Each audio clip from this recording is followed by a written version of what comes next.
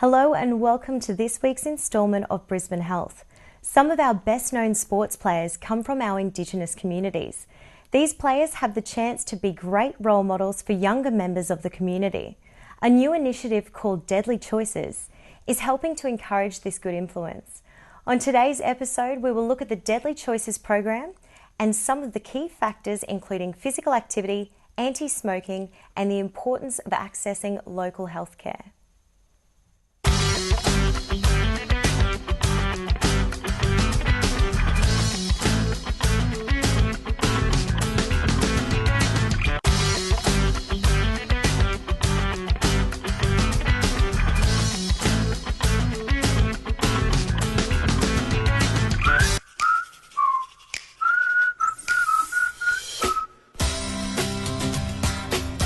Kickstart your day the healthy way by eating a healthy brekkie. And when we eat well, we stay sharp.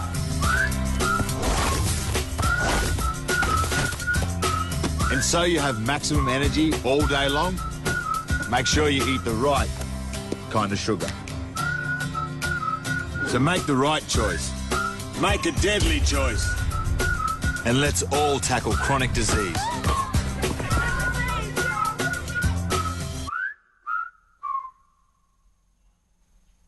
We're joined by Keiron Lander, who runs the Deadly Choices program together with his Healthy Lifestyle team. Thank you so much for coming in, Keiron. Thanks for having me. Now, Keiron, can you tell me a little bit about the Deadly Choices program? The Deadly Choices program has been running now for 3 years. We started it at the Murray School as a pilot program and expanded it, and it's actually a program now, but Deadly Choices itself is a brand and it's recognised amongst the Indigenous community, especially in South East Queensland, but in parts of the state as well. And can you tell me, it's all about healthy lifestyle and things like that. How has sport impacted on your life?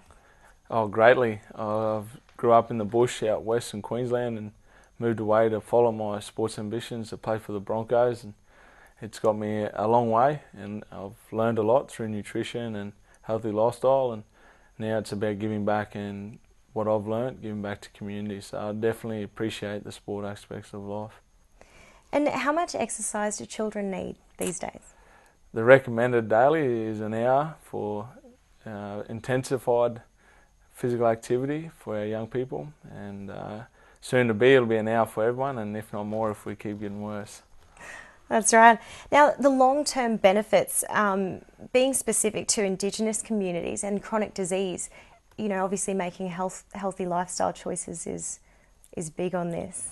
Yeah, it's massive. You know, part of coronary heart disease is fastest growing for females in Australia, especially amongst the Indigenous community. So for us, physical activity is important, and any activity, whether it be walking or, you know, working in some cases. So it's definitely an aspect that we need to look at and, I suppose, grow amongst our communities. And do you think playing sport together and doing healthy lifestyle factors together, does it help strengthen the community?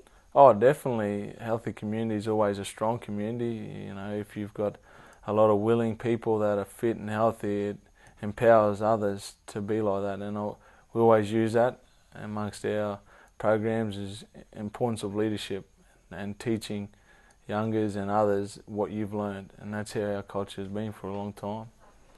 And what sort of things are you teaching your younger children and actually the whole of the Deadly Choices program? I think understanding leadership is important. We've always used that as a cornerstone of everything we do.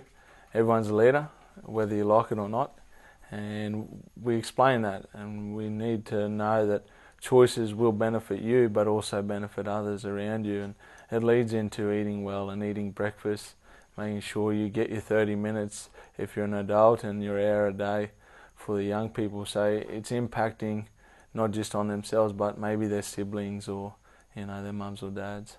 Have you seen a lot of growth with your program? Have you seen personally people grow through better choices? Yeah, definitely. You know, it's always a happy thing for me for when young girls or young males come back and say to me, you know, I've trained today, or I've got up, I've eaten breakfast all day this week, or, you know, anything like that it brings a smile on my face will impact a little bit, which is good, over 7 or 8 weeks that we get to spend with them. But the long-term stuff, you know, we need more, I suppose, programs and support around that. And do you think it passes on if you've got one younger person who's changed their lifestyle, maybe their group of friends and their group of friends will get better slowly as the word spreads? Definitely a ripple effect around smoking especially. And even I always talk to my young people about school and finishing high school. And I was the first one in my family to finish high school, and since then other parts of my family have started to go on and finish high school. So it's that leadership role that I've taken, and a lot of our young people are taking that role, and it will impact on their little sisters and brothers because, as you know, if you can do it, I can do it.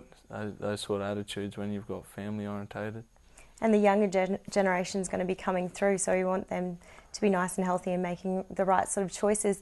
But you were telling me previously that the older people in the generation are also covered by the Deadly Choices program. Yeah, we've tailored the program for all ages, primarily from that year 5, 6 and 7, in a shorter version than 13 and above. And I've run men's groups, and I have men in there over 50 learning about nutrition and starting to exercise again, but breaking it down, not from a nutritionist perspective, but by peer education. It is definitely a tool that's a lot stronger than coming in as a teacher. You learn together, you learn what they already know, and then you impact slowly, I suppose, not at a fast rate, which could scare people. Yeah, it might be a bit full on, learning so much and taking in so much and having to change maybe so much. I think too, it's with the older generation, it's them learning, especially about nutrition, and making sure their young kids are out doing activities so they can teach them, and then their kids can teach their kids. And I think, and I don't say for real, but we've lost that a little bit from our culture, whether you're in a remote area, rural or an urban setting like Brisbane. It's something that we probably need to be stronger and get better at. And how far spread is Deadly Choices? It's mostly based in Queensland?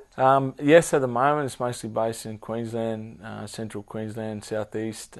We do have some friendly partnerships with the Brisbane Broncos, which is a very influential part of our Deadly Choices program, and also the Geelong Cats. So we are getting the message, and I always say to people it's good to have the same message whether you're in Brisbane, whether you're in North Queensland, WA or Victoria, because a lot of communities leave, people move. You know, I've come from Quilpie, people come from WA, go. So if you've got that same message and it's plain and simple around eating breakfast, around eating your right serves of fruit and vegetables, it does make it a lot easier. It's so lovely to have someone, a role model like yourself for the younger generations. If you'd like to learn more about the program, you can visit the website at www.deadlychoices.com.au or visit our blog on www.31.com.au. After the break, we are going to look at the importance of the anti-smoking message in Deadly Choices.